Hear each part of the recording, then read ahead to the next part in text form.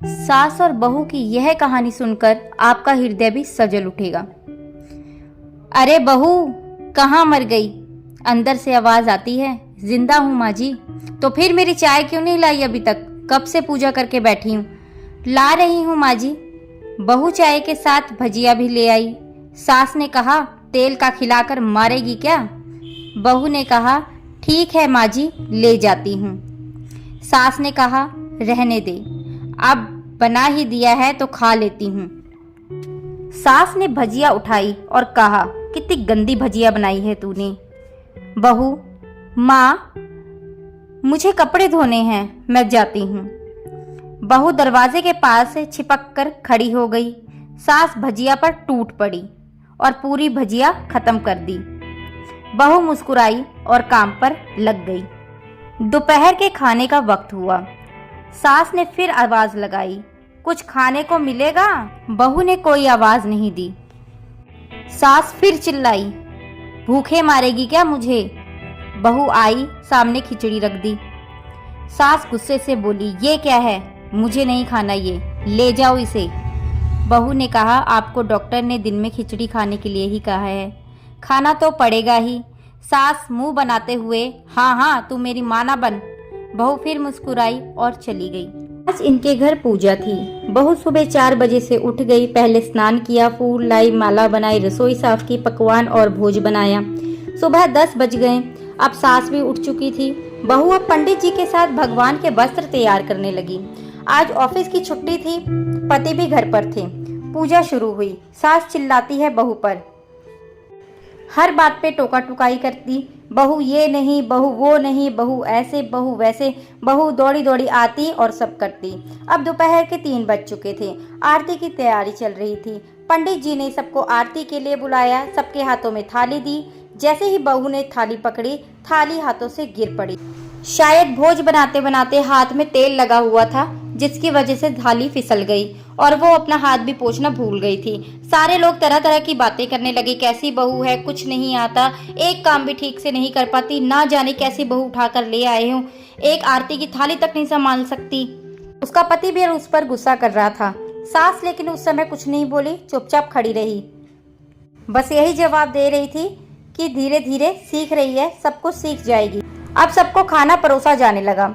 बहू दौड़ दौड़ कर खाना देती, फिर पानी लाती। करीब 70-80 लोग हो गए थे। इधर 2 नौकर और बहू अकेले, फिर भी सारा काम बहुत अच्छे से संभाल रही थी वो। अब उसकी सास और कुछ आस पड़ोस के लोग खाने पर बैठ गए। बहू ने खाना परोसना शुरू किया, सबको खाना दिया। जैसे ही पहला निवाला सास ने खाया, तुमने नमक ठीक नहीं डाला क्या?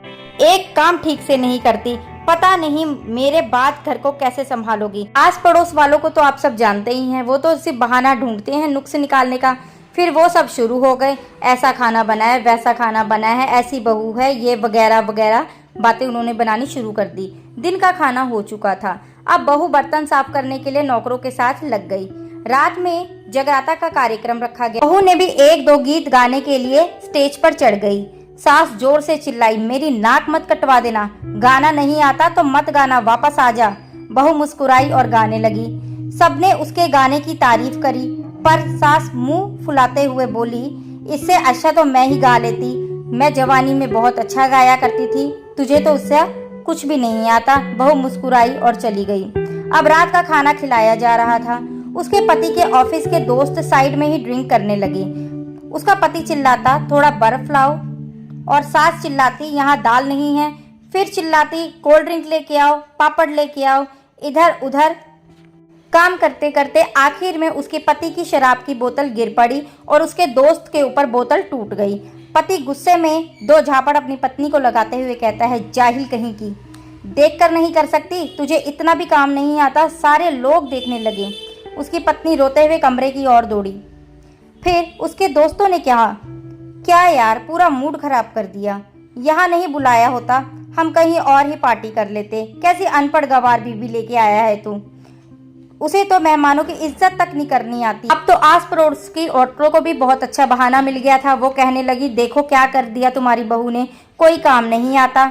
मैं तो कहती हूँ अपने बेटे की दूसरी शादी करवा डालो, छुटकारा पालो इस गवार से। सास उठी और अपने बेटे के पास जाकर उसे थप्पड़ मारा और कहा, अरे नालायक, तुमने मेरी बहू को मारा, तेरी हिम्मत कैसी हुई, तेरी टांगे तोड़ दूंगी। उसके बेटे और उसके दोस्त वहीं पर थे। उसकी माँ ने सबको घूरते हुए कहा कि सब चुप रहना, यहाँ दारू पीने आए हो, जबकि पता है कि यहाँ पे पूजा है और तुम्हें पार्टी करनी है। कैसे संस्कार दिए हैं तुम्हारे माता पिता ने तुम्हें।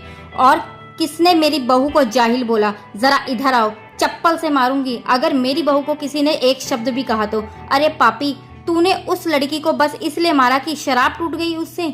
पापी, वो बच्ची सुबह 4 बजे से उठी हुई है, घर का सारा काम कर रही है, ना सुबह से नाश्ता किया ना दिन में खाना किया, फिर भी हंसते हुए सबकी बातें सुनते सुनते सबके ताने सुनते हुए घर का काम कर रही है। तेरे यार दोस्तों को भी वह अच्छी नहीं लगी, जूते से मारूंगी तुझे। और धीरे धीरे उसके पति के दोस्त चुपके से खिसक गए। अब सास बहू के कमरे में गई, बहू का हाथ पकड़कर बाहर लेके आई, सबके सामने कहने लगी, किसने कहा था कि मेरी बहू को घर से निकाल दो, दूसरी बहू ले आओ, जरा सामने आओ तुम लोग। कोई सामने नहीं आया। तुम जानते भी हो इस लड़की के बारे में, ये मेरी माँ भी है और मेरी बेटी भी है। माँ इसलिए है कि मुझे गलत काम करने पर डांटती है, और बेटी इसलिए है कभी कभी मेरी दिल की भावनाएं भी समझ जाती है, मेरी दिन रात सेवा करती है, मेरे 1000 ताने सुनने पर भी एक शब्द गलत नहीं कहती, ना सामने ना पीठ पीछे। और तुम कहते हो कि दूसरी बहू ले आऊं। याद है ना छुटकी की दादी, अपनी बहू की करतूत। सास ने बड़े ही गुस्से से एक पड़ोस की महिला को कहा, अभी पिछले हफ्ते की ही तो बात है, तुम्हें मियाँ बीबी को भूखे छोड़कर घूमने चले गए थे। मेरी इसी बहू ने 7 दिन तक तुम्हारे घर पे खाना पीना भिजवाया था, तुम्हारे पैर दबाने जाती थी, और तुम इसको जाहिल बोलती हो। जाहिल तो तुम सब हो, जिसको कोयले और हीरे में फर्क ही नहीं पता। आइंदा मेरी बहू के बारे में किसी ने एक लफ्ज भी बोला ना तो मुझसे बुरा कोई नहीं होगा। ये मेरी बहू नहीं, मेरी बेटी है। बहू सिसकियां लेते हुए फिर से कमरे में चली गई। सास ने प्लेट उठाई, भोजन परोसा और बहू के कमरे में खाना ले जाने लगी। सास को भोजन लाता देख बहू ने कहा, अरे माँ जी, ये आप क्या कर रही हो, मैं खुद ही ले आती। सास ने बड़े प्यार से ताना मारते हुए कहा, डर मत, इसमें जहर नहीं डाला है, तुझे मारूंगी नहीं।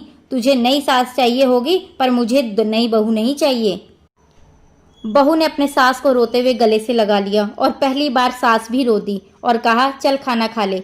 फिर मजाक करते हुए कहा, फिर मेरे पैर दबाने भी तो जाना है तुझे, मेरा ख्याल भी तो रखना है। फिर दोनों खूब हंसने लगी। तो दोस्तों, सास बहू का रिश्ता तो होता ही ऐसा है, कुछ खट्टा, कुछ मीठा, कुछ तीखा। इसीलिए तो कहा जाता है क्योंकि सास भी कभी बहू थी। कुछ रिश्ते बहुत मीठे होते हैं, बस बातें कड़वी होती हैं। तो कैसी लगी आप लोगों को ये कहानी, प्लीज़ कमेंट करके ज़रूर बताइएगा। मिलते हैं नेक्स्ट वीडियो में।